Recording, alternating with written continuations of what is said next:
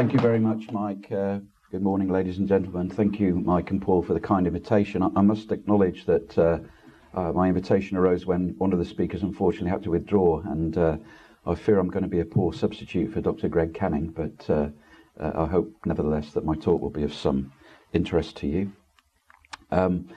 My involvement in the field of forensic science began in forensic anthropology, which is the study of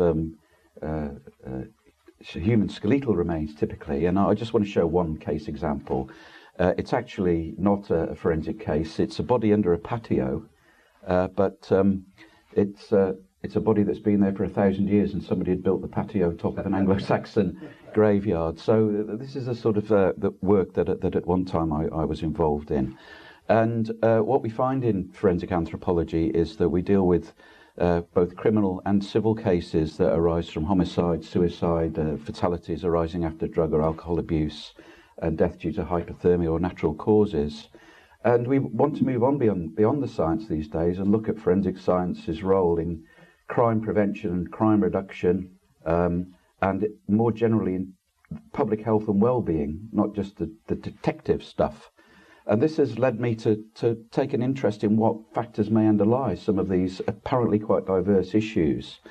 And one issue that arises quite a lot, I think, with suicide and drug abuse are quite early problems in development, which I think some of you in the audience will be far more familiar with than I am, relating to bonding with early caregivers, attachment theories, the primary model for these things, but things like fear of abandonment, fear of intimacy due to fear of abandonment. I think they often underlie quite a lot of these problems, and probably problems that we discuss commonly in men's issues politics as well. There's certainly a preponderance of males in these cases, and I've worked with colleagues in Brazil who find exactly the same thing. But it's not on the policy radar. And we're trapped in a particular paradigm that I think we're aware of, which really excludes dealing with these kinds of issues in the way that I think they should properly be addressed from a scientific point of view. And this brings me on to why is it that these are not on the policy radar? It also happens that forensic science is not on the policy radar. CSI is a franchise from CBS that's worth $1 billion. Well, the entire forensic science market in the UK is worth less than £1 million. So the reality of forensic science is very different from CSI. And there's a field of scholarship called public choice theory, which is probably worth me suggesting you take a look into, because I think it probably explains why a lot of our issues just don't get on the policy radar. Anyway, I want to talk a little bit about forensic science and CSI. CSI, the TV program, obviously real forensic science, as you might anticipate, is not very much like it. What CSI is a type of genre called a police procedural. And these stories actually go back a very long way. And I want to talk about a couple of illustrative examples because I think they're actually quite pertinent to our debate today. I'll leave it to you to decide what you think, but I'll put them before you and see what you think. This is a sculpture from Palmyra in Syria, the place that was occupied by ISIS until quite recently. But this particular sculpture was retrieved and it's in a museum in the United States. So it's not been blown up, hopefully, because it's in the States. But it depicts the priests of the god Baal, or Baal, or Bel. So these are the priests of Baal from ancient Babylon. And this I want to take you back to biblical times where, according to the book of Daniel, Daniel was exiled to ancient Babylon in the time of King Cyrus the Great of Persia. And he was in Babylon at the time of the priests of Baal, which we can actually see depicted in this sculpture. The story goes that Daniel, being Jewish, didn't believe in the idols of Babylon. He didn't believe in the god Baal. And a discussion arose, apparently, with King Cyrus, whereby the priests of Baal said, well, we know Baal's a living god. Look at all the food he eats and the wine that he drinks every night. 40 sheep go into the temple and none come out. 6 casks of wine go in and none come out. And Daniel says, well, but hang on a minute. The god Baal is just a stone idol coated in bronze. He's not real and he can't eat anything. And a dispute arises, and Daniel's threatened with death for his blasphemy. So he's in big trouble, and he thinks, how can I get out of this problem? And what he decides to do, talking quietly to King Cyrus, apparently, is to put ash on the floor of the temple. So he coats the floor of the temple with ash and locks up. And Daniel and King Cyrus retire for the night. And they come back in the morning, and the floor of the temple is covered with the footprints of the priests of Baal and their wives and children. And so Daniel's able to use a prototype forensic technique to establish... Daniel was a prototype forensic footprint analyst who managed to establish the reality of events.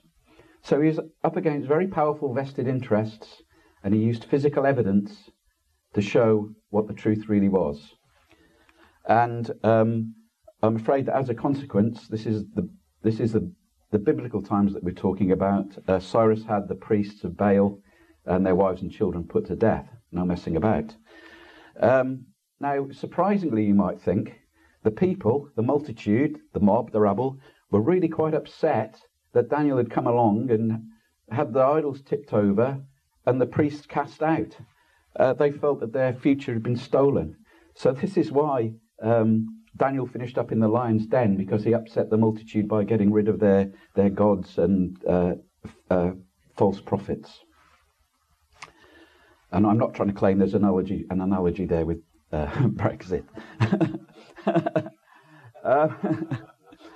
And moving on to another tale from the book of Daniel, which might be relevant. It's the tale of Susanna and the elders. This is a depiction by Tintoretto. And there are depictions also by other great masters like Rubens, and Susanna's the classic Rubenesque beauty. And the story is that a very chaste Jewish married woman, Susanna, liked to go into the secluded garden and bathe in privacy. And you can see she has all her accoutrements with her for her bathing. But two elders, two lecherous voyeurs, and I have a feeling that Tintoretto is inviting us to be lecherous voyeurs as well, decided that they would go and spy on Susanna. And they tried to proposition her. And when she turned them down, they said, well, we're going to say that you were meeting your boyfriend here, your lover, and you're a harlot, and it's death for you, mate.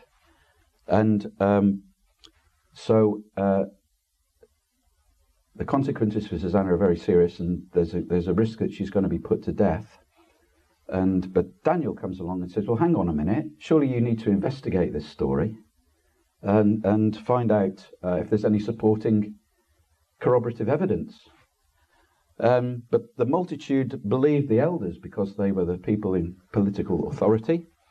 They were the judges of the people, and so the people wanted to condemn Susanna to death. I'm afraid I can't find any contemporary Babylonian multitudes, but they were all set to go. They were all set to go. And Daniel said, are you so foolish, ye children of Israel, that without examination or knowledge of the truth you have condemned a daughter of Israel? And he said, separate these two elders, far one from another, and I will examine them.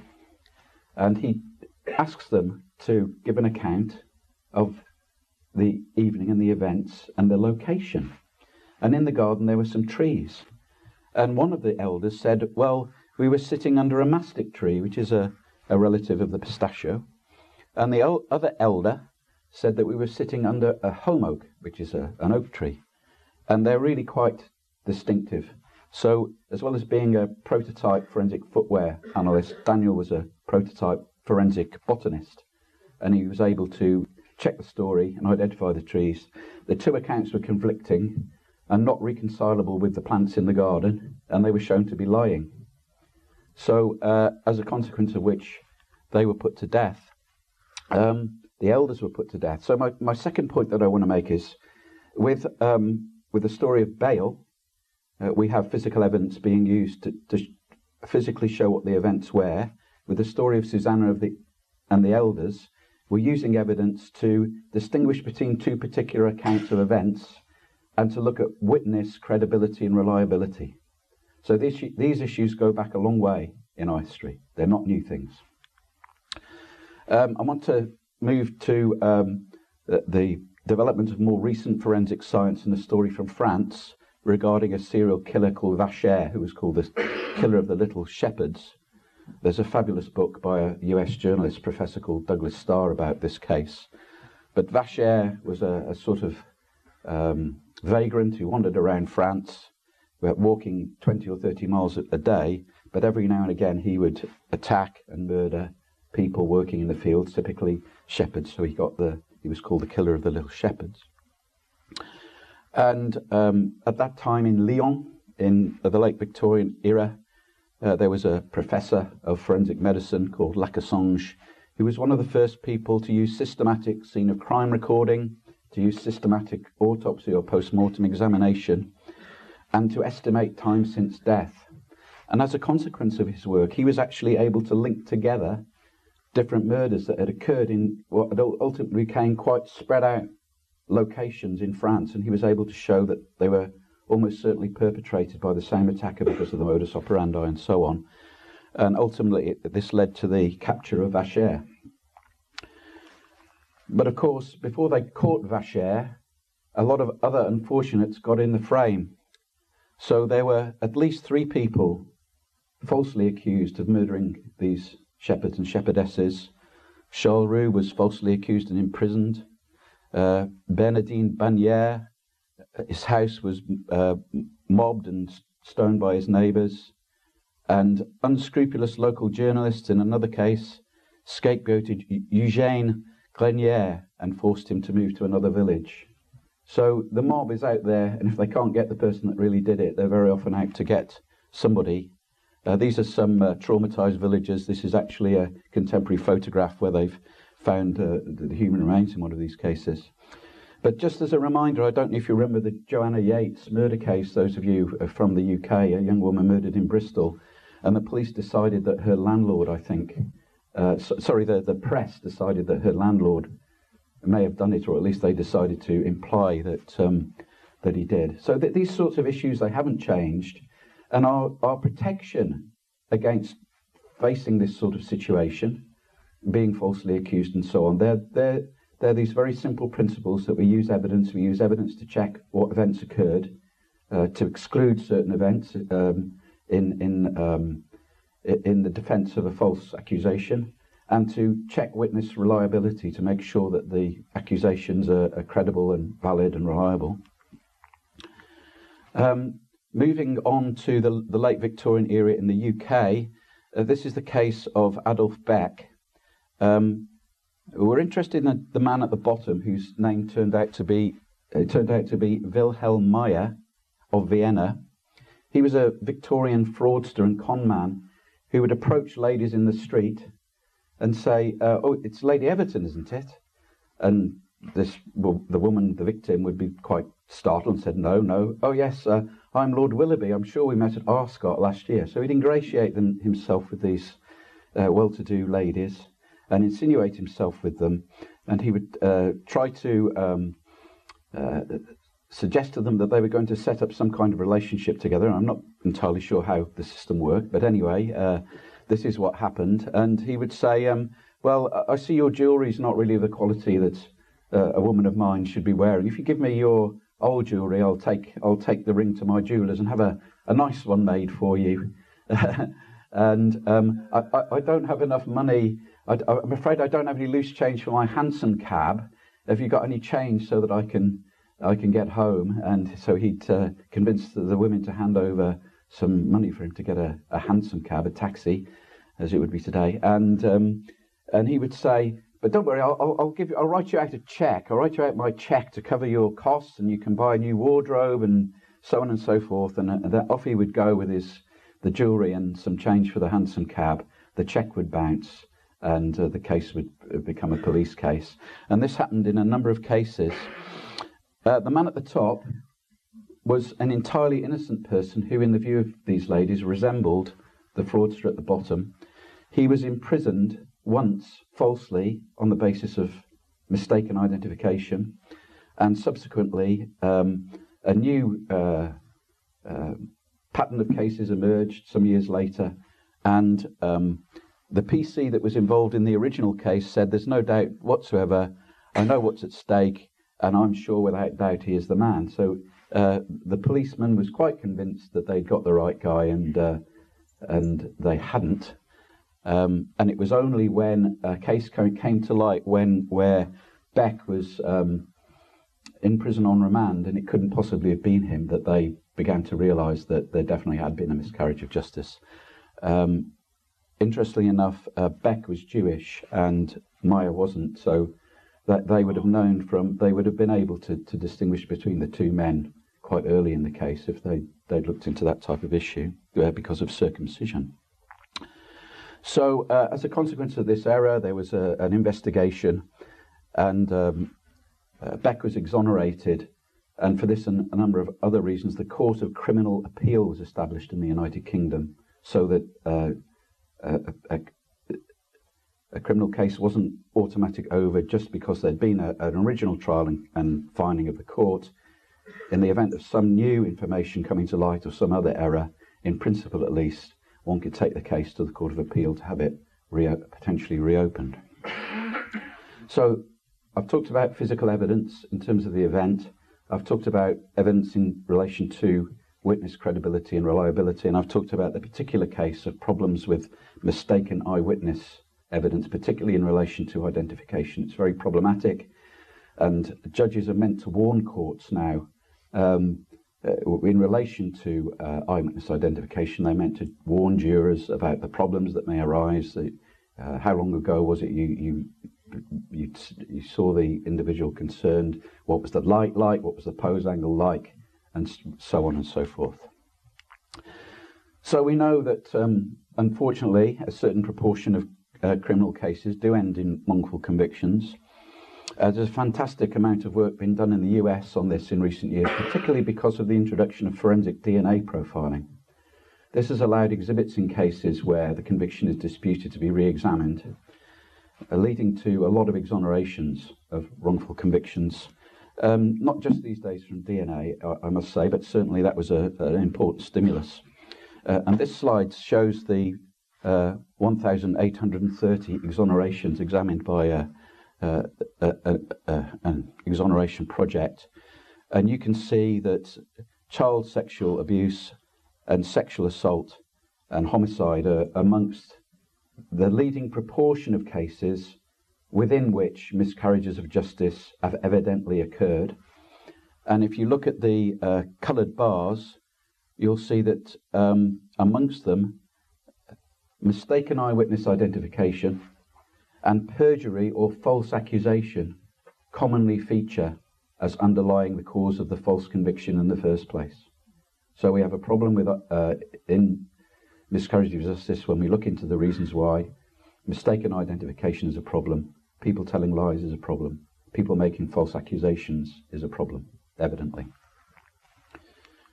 And again, this just illustrates the proportion of these particular cases within which an eyewitness has lied or there's been a perjury or a false accusation.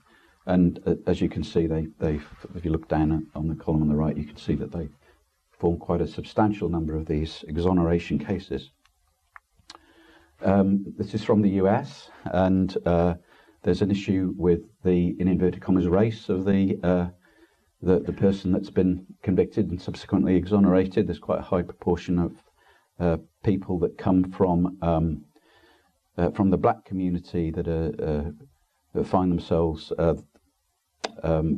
involved in wrongful miscarriage of justice. Interestingly enough, it's only child sex abuse where white people seem to be the ones that are involved, and in this instance, proportionately more commonly exonerated. Amongst those 1,830 cases, there's a person, typically a man, not always, but almost always, and families and people's lives destroyed, people spending decades in prison, including probably about 20 cases where people have been on death row and then subsequently exonerated. And this is just one example. It's seen as a stereotype example, in which case, in the case of which a black man is accused, the jury is all white, and it's a cross-racial crime. A black man has allegedly raped a white woman. And sometimes there's also an issue of cross-racial lineups for eyewitness identification. We know that we tend to be better at recognising people within our own, in inverted commas, racial group. So if you have cross-racial identification, there's a greater chance of a mistake.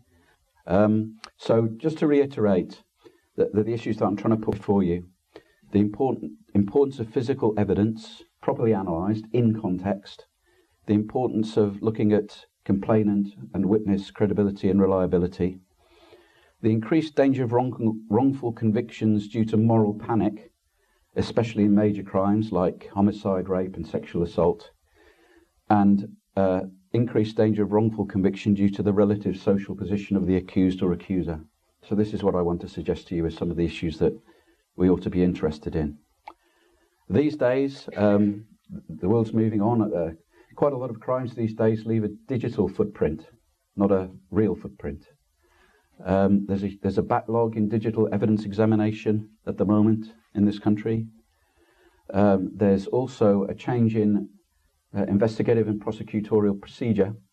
It's called Streamlined forensic reporting. It's really meant to be in response to the recession and a desire, in principle, a reasonable desire, I think, to make criminal investigation, forensic science, prosecution more cost-effective.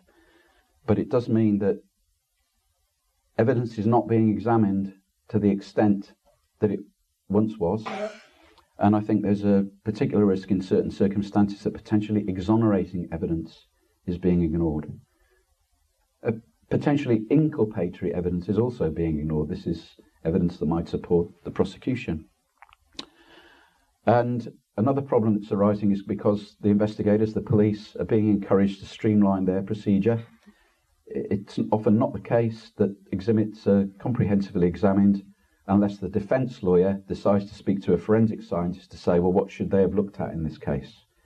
So the burden of proof is shifting away from the prosecution, whose duty it is to prove guilt beyond reasonable doubt, to the defence, where they have to say, well, could they have tested these other exhibits to see if the accused can produce evidence to exonerate them? So the burden of proof is subtly shifting away from the prosecution to the defence. Significant backlogs in digital evidence examination. That was reported in the recent Home Office Forensic Science Strategy document. Very often it's very difficult for the defence to get hold of computers and cell phones from the complainant and from the accused. The police have them, or they've been returned to their owner. The defence has to struggle to get hold of the exhibit. And in terms of digital investigation, there are requests for communications data, things like IP addresses, and serious error were known to have been made in 2014, 17 serious errors. 10 of those errors were related to requests for internet data and involved identifying innocent people with the wrong IP address. And this can just be a simple typographical error or transcription error. They write down the wrong IP address and it connects with your laptop, and the police are going to come and knock on your door. And in some cases, it's not until they've examined the computer and they've found there's nothing on it that they've realised that they've just made a mistake. So these are, I'm not trying to say these things happen all over the place every day, but they happen often enough, and you don't want to be one of those 10 people.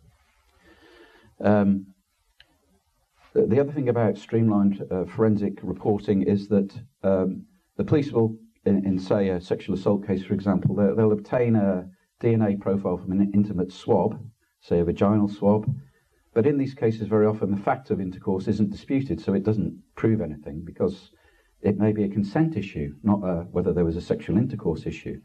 So in some cases it seems as though the police are getting evidence, but it's not pertinent to the dispute in court, to the real issue in court.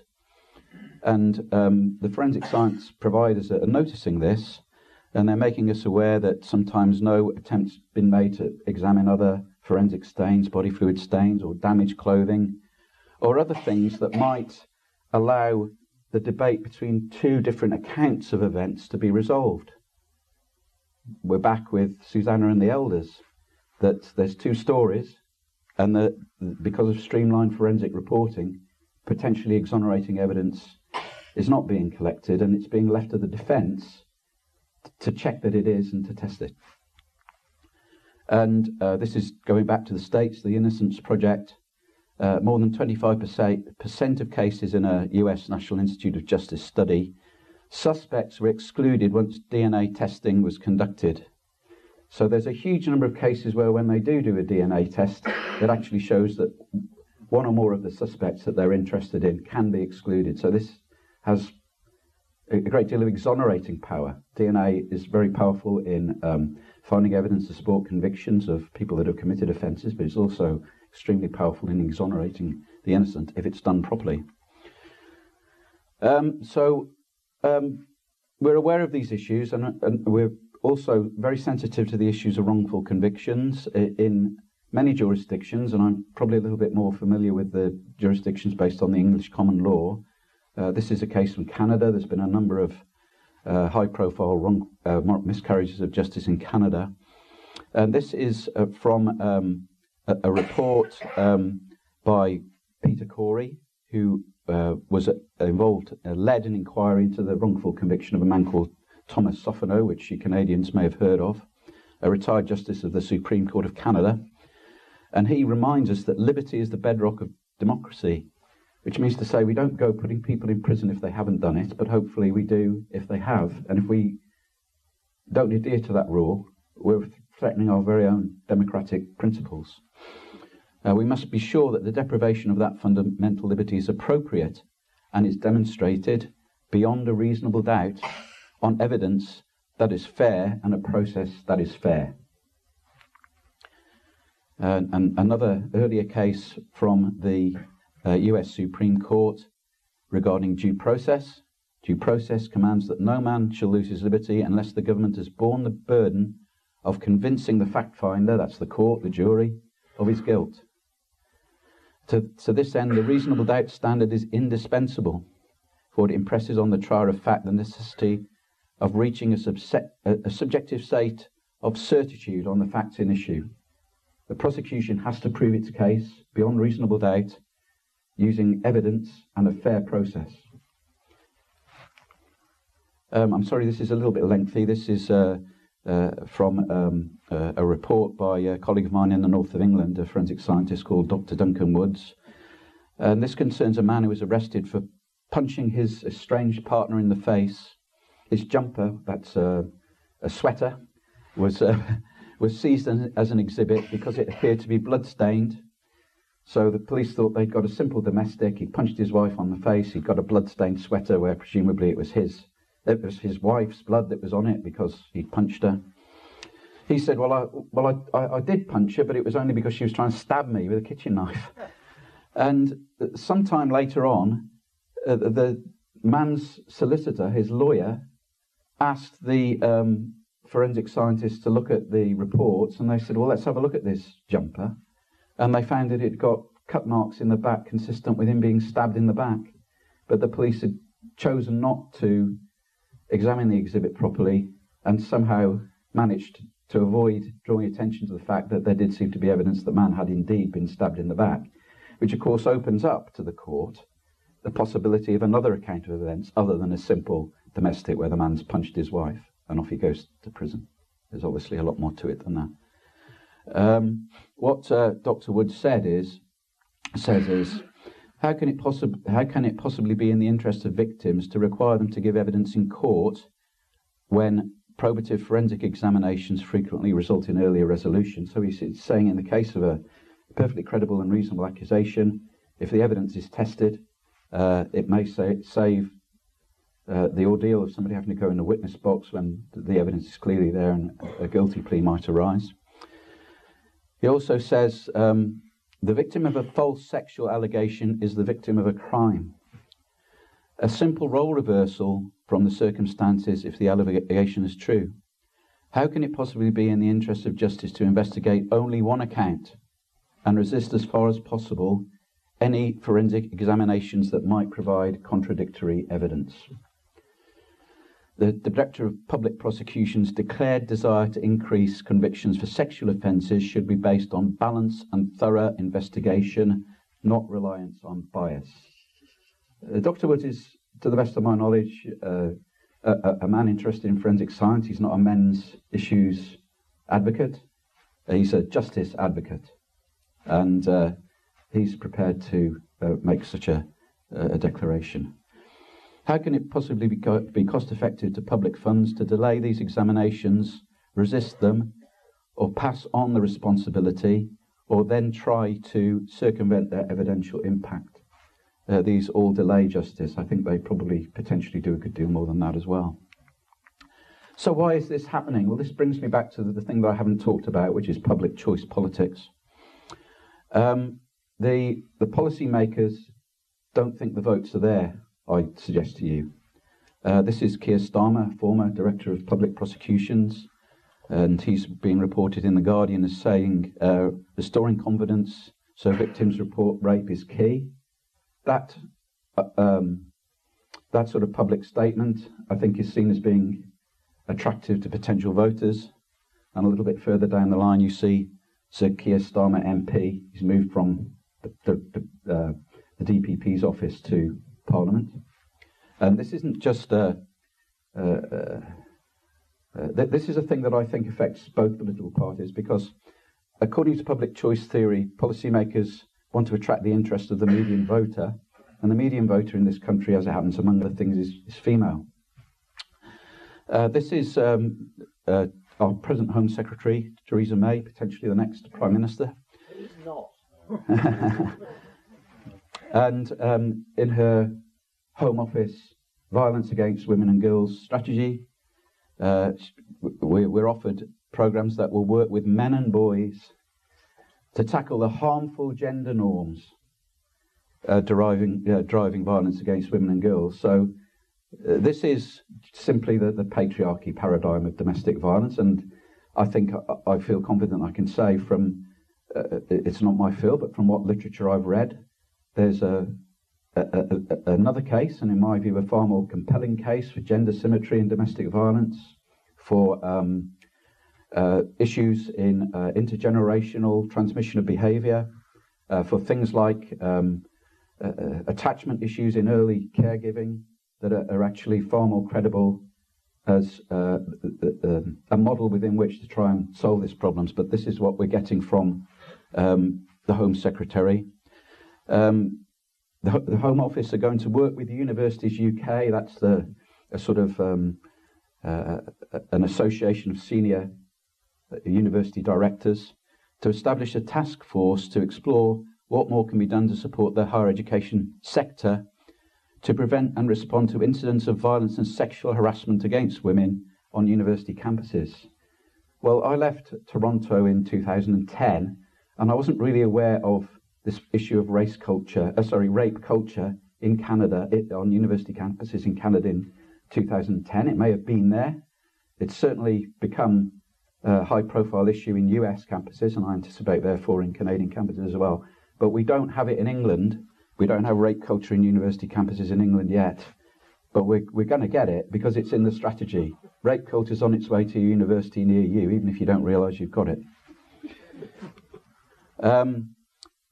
Just turning quickly back to Canada and the Ghomeshi case. I know that you Canadians will be far more familiar with it than I am. A celebrity accused of, I think, 5 counts of sexual assault and acquitted. An excellent debate hosted by the Canadian Association for Equality. If you're not familiar with that organisation, I invite you to find out all you can about it. I think they're doing a fantastic job in Canada, and I certainly wish they'd been around when I lived there. But this panel is discussing this Ghomeshi case, the disputes about his guilt and the evidence in these sexual assault allegations. And I noticed that some of the issues came up. The panelist on the right, I'm afraid I can't remember his name. Can anybody? Sorry? David Butt. David Butt. He was saying that the sort of making the sort of statements that I've heard from people like the former DPP Keir Starmer. So my guess would be that you've got a parliamentary candidate in the making there. Right. So you may have a butt for a prime minister.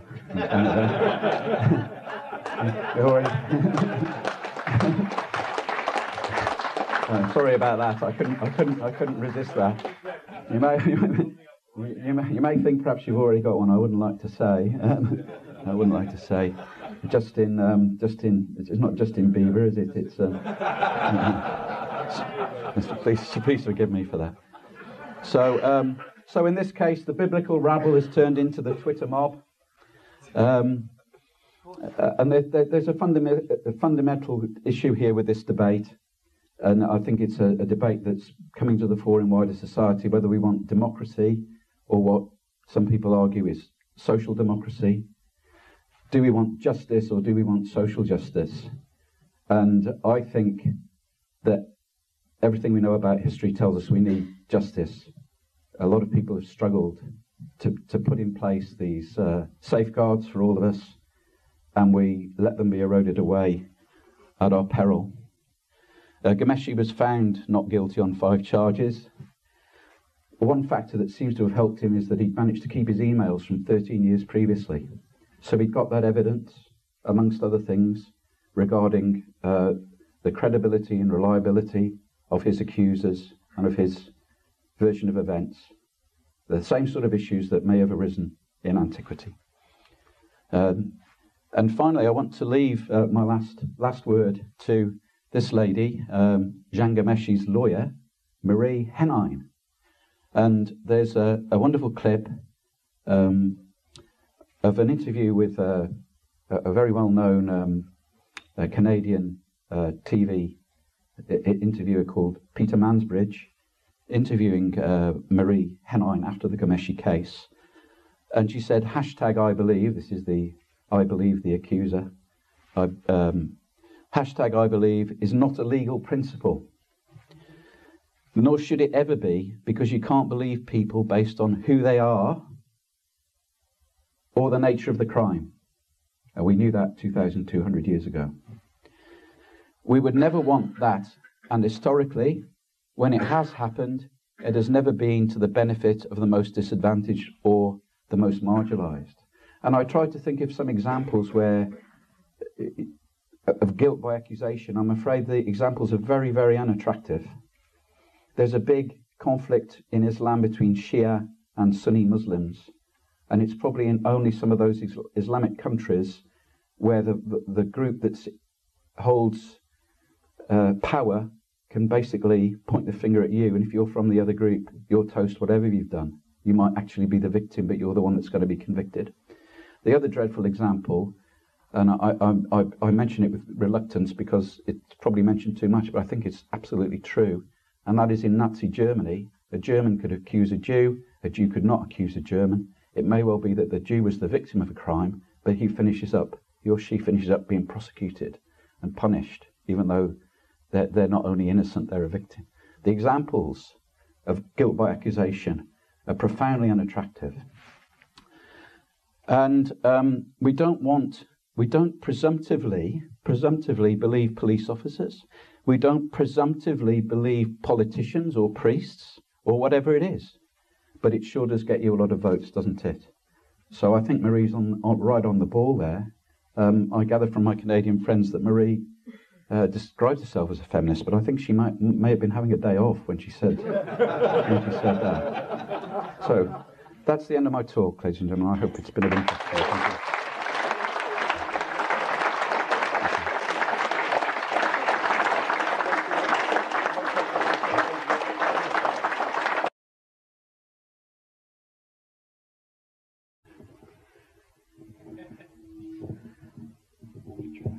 Okay, so about just over a year ago, I actually did jury service, and it was really interesting, the cases that I was not going to talk about in any detail.